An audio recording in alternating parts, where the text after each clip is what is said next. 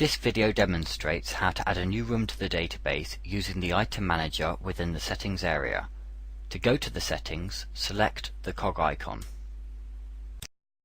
And the item manager tab will be automatically selected.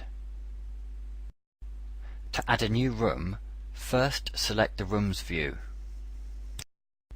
Note that we can now select any existing room and see its default contents within the palettes on the right. For instance, here we see the configurations relevant to the back garden. To add another room at any time, I can click the plus button at the bottom left of the item manager. A room is a kind of item within which other items are organized, and clicking the plus button opens this item details form.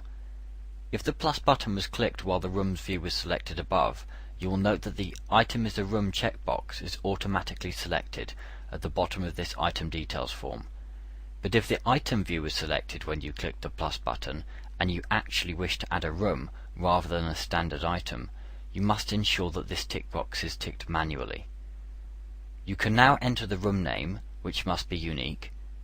Let's say that in this case we wish to create another room called Lounge, so that we can have another set of default contents. For instance, let's create a furnished version. And then enter the room display name. This will be the name shown on the report and on the property overview, and it does not need to be unique.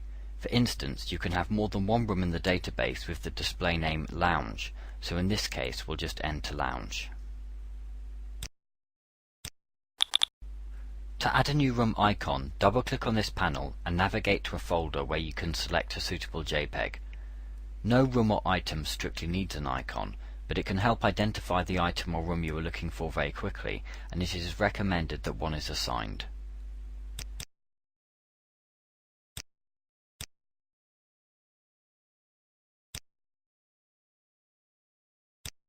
I'll now click Save, and I have added another room using the item manager in the settings.